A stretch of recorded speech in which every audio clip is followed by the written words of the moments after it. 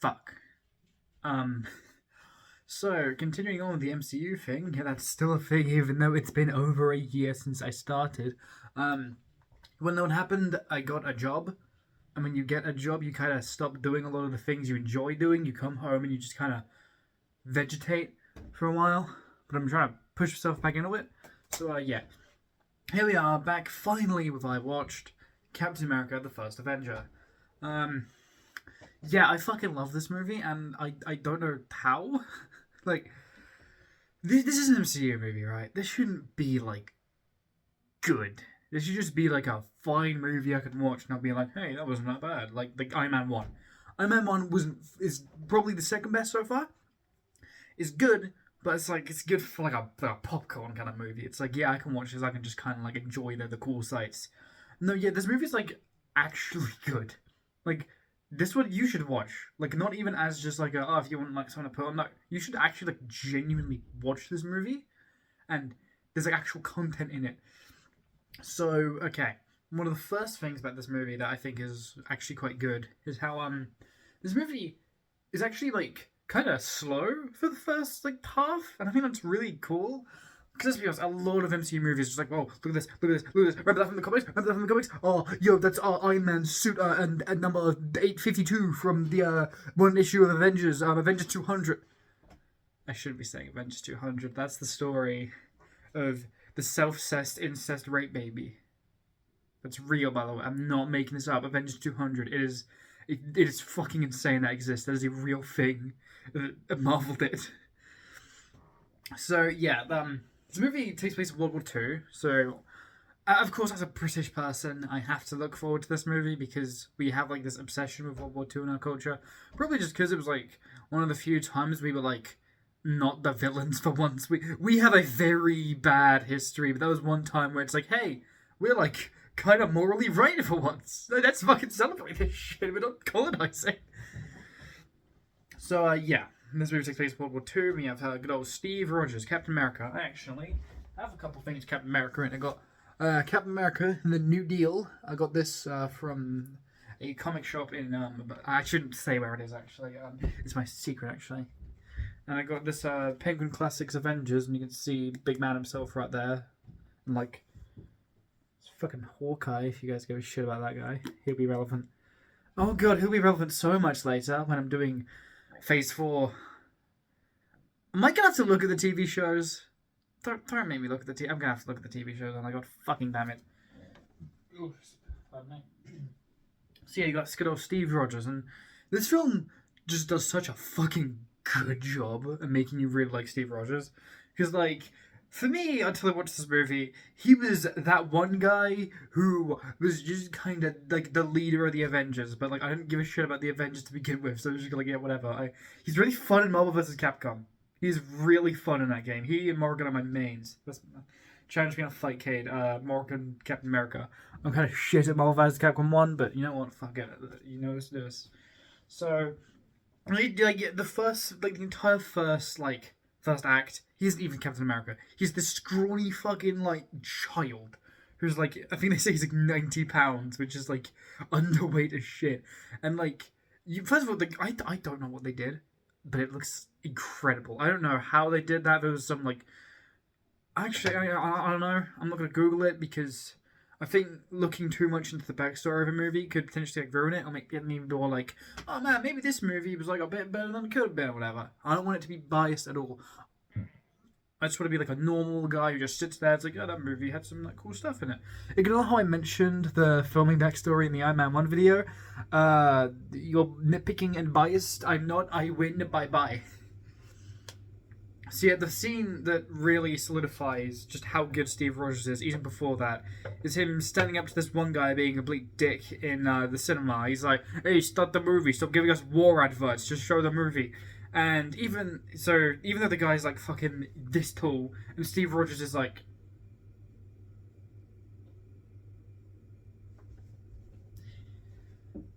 Yeah, that's about accurate.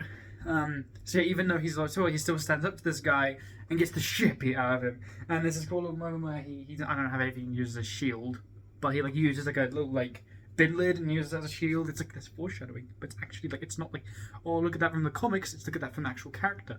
It shows how from the beginning he's a bit resourceful, you know. It's able to be a reference, but just being what I like to call a. I really can't say any better than just a Wojak point because it's just a. That's what bogs down a lot of even like the movies we've looked at so far. Every once in a while, there's just like a little like, that's the thing, guys. It's the thing from the movie. Oh. But like, the movie really doesn't have a lot of that. It's actually like really good at just being a movie, which I know I've said already, but that's just because guess what? Sometimes a movie is just a good movie. So that's probably why this one won't be as like wacky, zany, silly as like some of the other ones, because like I had more shit to say there. This was just a movie I was like genuinely invested in. It's really good. So yeah, you got Steve Rogers, and he's like this tiny fucking guy, and he's constantly keeps trying to get into the military. And again, this is World War II. This is like the one war where being like overly zealous for it is like kind of alright. It's like any other war. It's like, no, Steve, don't join the Vietnam War. It's not okay. But it's like, yeah, you know what? That's World War II. You were literally fighting like the Nazis. I think that's an okay war to be a bit zealous over. And there's this guy called Dr. Ernstine, who's like this German scientist, yeah. And he sees him. He's like, oh, he's like going to be good at this. He's like a good man. And this is really good to see when he like interviews him, and he just says like, hey, what do you want to like? Do you want to kill Nazis? And Steve goes, I don't want to kill anyone. Just don't like bullies. And like, it's so simple, but that just does such a good job at showing the kind of person he is. He isn't in this for like the fight or he's just here for justice. He's like Superman almost, you know.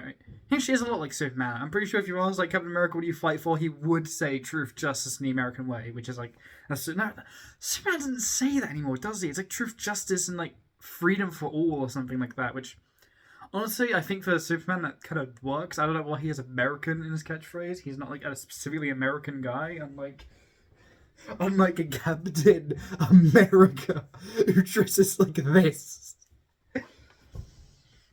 So yeah, and then you get this like scene where he's at like they're at like boot camp. That's what it's called. They're at the boot camp, and you meet Peggy Carter, who is played by Haley Atwell, who either I can't tell if she's actually British or just has a really good British accent, because like usually whenever an American tries to do a British accent in a movie, it is fucking atrocious.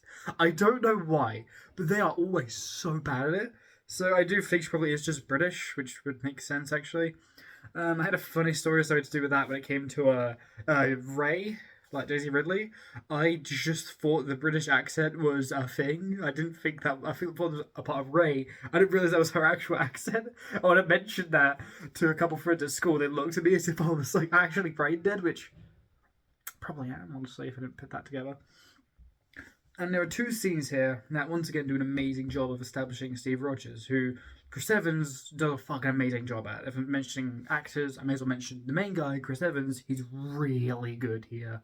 If I had to say anything I don't particularly like about it, I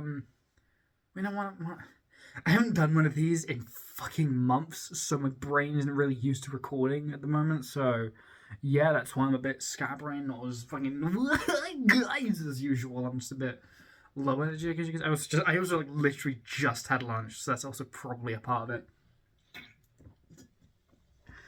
By the way, we moved up.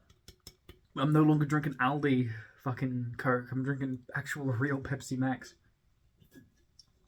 So yeah, he's at boot camp, and Dr. Ernstine is there with someone played by Tommy Lee Jones, who I don't actually know the name of. I just know he's played by Tommy Lee Jones. And he's like, yeah, it's a good idea, but also he's like 90 pounds and like tiny. And he like grabs a grenade and like throws it into like the group of people who were like practicing. And everyone else runs, and Steve like jumps on it. And because he jumps on it, he literally tells like, go, get away. And like, again, it's such a small thing, but like stuff like that shows why this movie works. It has heart. It has a real humanity to it, and it just feels like, yeah, this is like a real movie that people cared about, and it wasn't just like a yo, it's that thing, yo, it's that, whoa, yeah, it's that thing, whoa. It's just so many of these movies feel. I know, because okay, here are the movies of the MCU I've watched. Okay, it's like, I have watched some of these before. The first half of this movie, but I got called away and I didn't get to finish it in time. Avengers 1, Age of Ultron, Infinity War, Guardians of the Galaxy. That's all. And those other movies are really big on the it just point at the screen and be like it's the thing you know. This one isn't. This one just has such a genuine heart to it. I didn't even mean to do that. My hands just kind of did that. I'm not holding my feet. Oh, yeah, I need to hold my TV remote that uses a microphone. It helps me stabilize. And yeah, they inject him with the serum, and he becomes like big fucking strong Captain America. War and punch Nazis now. And this is really good like chase scene, which isn't filmed like an MCU scene because it actually uses real objects. It actually is set in like a real city that they use sets for, unlike so many other of these movies where you could replace half of what you're seeing with a big CGI clusterfuck just going like, damn, and get the same fucking point across. But no, this one actually like uses the fact that it's in a city for like real like choreography. And for example, Captain America, like this is the first time he's used to his massive new body, he's like keeping up with the car. But because he's so fucking like strong now, he doesn't know how to control his body fully. Tries turning, smashes into a window. That's a small thing, but again, it shows the humanity. That isn't just like a silly like, whoa, that just happened, guys. Die. No, it's just like a genuine like, yeah, that's what would happen. If you were like suddenly like 3 times as fast, like, you would do stuff like that. It's not called attention to, but it helps Captain America feel like a more real person. Which is really saying something because he's called Captain fucking America, which is such a stupid name. So, speaking of that just happened, the humor in this movie is very understated. It's not as much of a, like, wow, that's gonna leave a mark, huh? Like, for as much as I did enjoy Iron Man 1, oh my god, the humor in that movie is just so, like, written, if that makes sense. It doesn't feel natural at all. It feels very much like they just read it. That it's hard to describe, but it's like it doesn't feel real, but not in like a kind of Edgar Wright hyper stylized way. It just feels very written down. Oh god, I really shouldn't have Pepsi before. I probably should have had this, my blackcurrant juice. You could probably make a fucking whole like compilation of just like times Tommy drinks in the I Watched series. Be as long as half the fucking video I made. Probably longer than was the Hulk one or the 4 one, because one of them was really short. I just didn't give a shit. So yeah, he chases down like the spy guy, and the spy like does do his cyanide tooth, kills himself, whatever. I'm not really sad about it because he's just Nazi. Speaking of Nazi, we should mention the villain here. Red Skull is fucking stupid. First of all, I watched this with Disney Plus, and for some reason they only ever referred to him in the subtitles as Schmidt. Okay, I'm not complaining. It's just a bit of an odd choice, but yeah, he's dull. He's boring as shit. His backstory is he took an early version of the serum that makes Captain America, and that somehow like made his face go all weird, and now he's like a megalomaniacal dickhead. One part about this movie is that's very accurate, though, is the idea of Hydra splitting off from the actual main Nazi party. Because, as someone who did history, the main thing that destroyed the Nazis, it wasn't like fucking Russia, it wasn't the US, it wasn't us, it was themselves. Because Hitler had one of the most stupid policies known to man, that would basically be like, yo, bros, every single division of the Nazi party, I'm gonna make them, like, fight against each other to please me. If you are fighting a war, you really don't want your entire fucking military force fighting each other. So, yeah, the idea of it just splitting off because it's like, fuck it, why are we staying with these guys genuinely makes some kind of sense. And, in case you watched this movie and you're wondering about the whole, like, Hitler using, like, ideologies and, like, ancient, like, magic and stuff, that is real. There's a... Sorry about that, my mum fucking wanted some, help with something or whatever, so yeah, yeah, that was a real thing. It wasn't just something made up by, like, the comic books. No, like, Hitler had a genuine obsession with, like, ancient magic. That man was really fucking weird when you look into him. So, yeah. He's just really dull. Is it Arnim or Armin? I'm gonna call him Armin, because it makes me think of the guy from Attack on Titan. Aaron. fucking, I literally just named the guy and all like the German Aaron bits came to mind. Amendola is like fine, I guess.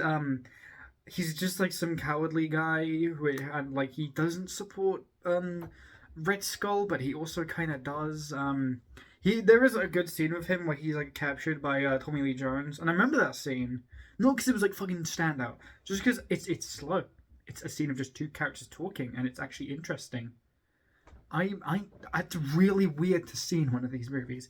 Even the scenes where characters are talking, it has to be fucking fast paced. Everyone has to be like beam, beam, beam, beam. You know, they have to like constantly like slapping the lines at each other.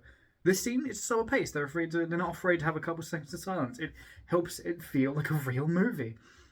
I understand the guy behind this, Joe Johnston, has made a few other movies, and they're like actually good, which is really saying something. Because a lot of MCU movies are developed by like comic book directors, if that makes sense.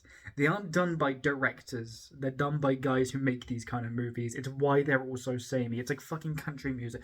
Country music, do you want to know why country music fucking sucks? It's all produced by the same like three fucking people. And they're all taught by the same one guy. What the fuck?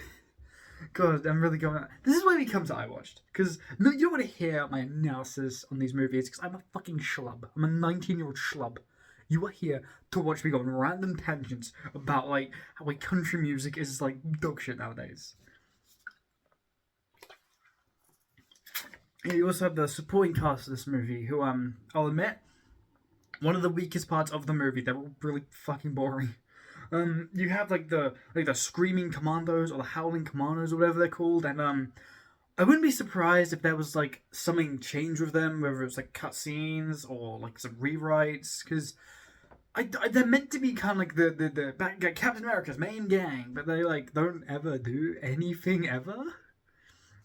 I honestly don't know why they were there. Why not just develop Bucky? Because you know Bucky, he's meant to be like his best pal, and he's totally not gonna come back later. But yeah, he's like in like 4 scenes, and I'll admit one of the biggest, despite this movie being so good at Captain America, like, and he's like just being a very human-based movie. I was like trying to stop myself from saying that because it makes me sound fucking crazy, but yeah, it is like a movie that feels very human. You know, that's what I kept saying. Yeah, despite that, the two main relationships Steve has feel really underbaked. Bucky is like there in like 4 scenes, and like, I'll admit, in those 4 scenes, you can't tell they're friends.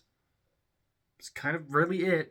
They do a little bit of expositoring, like, oh man, how many times have you done this now? Which is like that's like the age-old thing where it's like, I need these characters to make it seem they have a history. Oh man, how many times have you went to that place now? I've been going there ever since we met 5 years ago. That's the kind of shit you have in like every movie. Exposition isn't bad, it's just when it's noticeable, it's bad, if that makes sense. So yeah, like the main relationships aren't really developed much because there's also Steve and Peggy. It's like 3 scenes, and one of them's a really stupid forced bullshit. Like, oh, I saw Steve kissing someone else, even though we aren't actually doing anything. That means we are really I hate him now. It's like, okay, fucking sure. Also, there's Howard Stark in this. He was like Tony Stark's dad, and I wish we got to see more of him. He's really enjoyable every time he's on screen, but he's only in like 3 scenes. It's like, no, he's really charismatic. Like the scenes he's in are well written. He's got a bit of like this guy's constantly about to fall apart with all like his inventions constantly going wrong. It's like, it's really enjoyable. Put him in the movie more. Go back to 2011, I think it was, this movie came out, and then put him in. Also, fun fact: I watched this movie on the 4th of July without even meaning to. We don't do that in the UK because it's Independence Day from. We should start celebrating it. It's the day we were free from you fucking yaks. So yeah, I literally was just bored of my mind because YouTube was just recommending me the same like 10 Cold Ones videos. So I just went onto Disney Plus. I think I was just gonna watch Futurama, and I just saw Captain America. I was like, "Fuck it!" It's been like 4 months since my last video. So yeah, I watched Captain America, and on 4th of July. I fucking know. I babble. I know. I just kind of spew words. So yeah, and then the main issue with this movie though is the 3rd act. I can simulate the 3rd act right here, right now. That is what this movie becomes for like 45 minutes, and it's genuinely terrible. There's this one montage of them like destroying different Hydra weapons bases, and it literally feels like some shitty Call of Duty trailer because it's just explosions, explosions, guns, explosions, and Cap's on a motorbike now. Boom! It is so over the top, you kind of start laughing, which is even funnier because they literally play into the fact Captain America is used just like propaganda and nothing else. So the fact they literally use this big, like, explosion fest thing, this is the fucking propaganda. It's like watching Top Gun. Like, it's such a shit part of the movie. And it's like, oh yeah, by the way, like, Bucky dies, and like, he falls off of a train, and it looks kind of terrible, to be honest. But like, one of my main things with Bucky's death is that Zola is responsible, and not Red Skull. What? Why not make the main villain of the movie responsible? That just makes more fucking sense. Because, yeah, one of the biggest issues I have with this movie is that even though there is that kind of, like, oh, you and me, we're the same guy, which you see in, like, every fucking comic book movie. Every comic book movie has to have the villain and the hero, and they have to be connected because they're the same deep down. It's the most annoying shit in this entire genre. It's something in comics too. It's like I fucking hate in comics. This isn't just a movie thing. In comic books, they do it all the time. Oh my god, and every time it just does my head in. It's like, no, because you, like, eat people and he, like, saved a baby. You are not the same. Don't try to make this. And that's, like, the closest thing Red Skull and Captain America have to, like, any kind of personal connection. And, like, yeah, it's probably one of the weak parts of the movie. Like, have Red Skull be the one who kills Bucky. You know, give us, again, a bit of, like, actual personal stakes, which is mainly what this movie lacks. A bit, the last action scene is really good. Captain America, like, letting himself get faking surrender, kind of, and then getting himself captured, and then everyone, like, the entirety of the fucking American military moves in the Hydra base, and then, again, it just becomes, like, a big Halo Call of Duty. It just becomes that again. And then they fight on, like, the Valkyrie. It's like the big airship that totally wasn't made to sell toys. That's another thing, this movie really feels like it was made to sell toys. Like, there's the Hydra soldiers and they're, like, big, outfits. There's, like, the Captain America on, like, the motorcycle. You got, like, the Valkyrie. It's, like, there's so much in this movie that was so clearly designed for toys. I wouldn't be surprised if it was. It's, like, watching, like, Transformers or, like, 90s Spider-Man cartoon, which is, like, the funniest shit. Because, okay, if you've never seen the 90s Spider-Man cartoon, it's a genuinely really good adaptation of Spider-Man. And then every once in a while they'll just be like, oh no, the brightly coloured, like, Spider Slayers are coming in and they all combine into one. It's like, this is a fucking toy advert. It's like Hobgoblin in that show only was there because they had the toys of him and not Green Goblin. So, yeah. Then there's the fight in the Valkyrie, which is like, the action in this movie is really good. Because the MCU definitely has a problem of like, and it just cuts all the time. But in this movie, you actually kind of get to see what's happening sometimes. Still not fucking great, but like, you can occasionally get a genuine sense of the fight, which is really depressing that having a vague sense of direction is better than like most of what these movies do. I've seen the fucking fight from Black Panther. I know how bad these fights can get. This is like watching the hallway fight from Oldboy in comparison. And I'll admit, the last scene is really, really well done. Where it's like Captain America, he like takes out Red Skull, and Red Skull, there's the Tesseract. You gotta establish the Infinity Stones for later because they're important. And he touches the Tesseract, he like, we get the first example of big blue beam into space. I'm gonna do big blue beam every single time. Because I know that the big blue beam appears all the fucking time in these movies. That's not even like an MCU thing, that's just like a comic movie thing in general. You gotta have your big blue beam. So, yeah. And then Cap's is like, oh man, this ship's gonna crash into New York, because it's always gonna be New York in these fucking movies. Why can't they attack, like, Philadelphia or, like, Washington? Why doesn't anyone attack Washington? That's the capital! Why the fuck do you guys always attack New York? So he's like, oh, they're gonna crash into New York, don't worry. And then there's this, like, and he hears Peggy over, like, the radio, and he says, like, oh, we'll have the date later. And it's admittedly a really well done scene. The acting's good. The actual, like, it's just actually emotional, which is again, really weird to say about a fucking Marvel movie. I was genuinely like upset. I was like, this is really sad. Shit.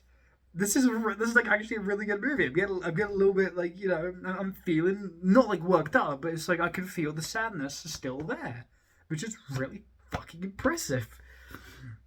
So you have all like the stuff, and it's like he crashes into the ice and he's let out, and then it's like there's this scene which I think is really good. He wakes up in the hospital, quote unquote, and he hears like the radio, and there's a woman dressed in like, you know, like 1940s ish gear. He's like, "Oh, good afternoon, Captain," and he just goes like, "I was there for that baseball game." Which really makes me wonder how much effort they put into like, oh man, we gotta get like a baseball game, just a 1940 baseball game first result. Just did that.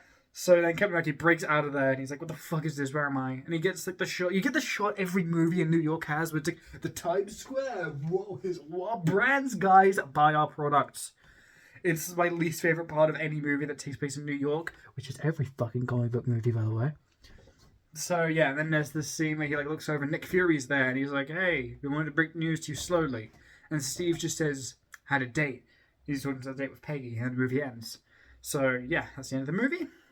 Very good. I again genuinely highly urge you to watch this movie. It's well put together, the action's good, the emotion's actually there, and it doesn't feel like a corporate piece of fucking slop. Like, even like some of the movies in Phase 1, I felt like that, like 4 and Hulk. Hulk was so fucking bad, dude. Hulk was shit. If you look at my ranking so far, it goes like Hulk, 4, Iron Man 2, Iron Man 1, First Avenger. I don't know if that's unpopular enough. Maybe unpopular enough. Unpopular or not, I don't even know what the fuck I did there. Yeah, anyhow, I'm going to be watching Avengers next, which, I guess I'm interested for. I gotta be real. I remember liking that movie. I also remember it looked like shit. Like, it wasn't shit, but it looked really bad. So, yeah, I guess that's the end for today. See you guys next time.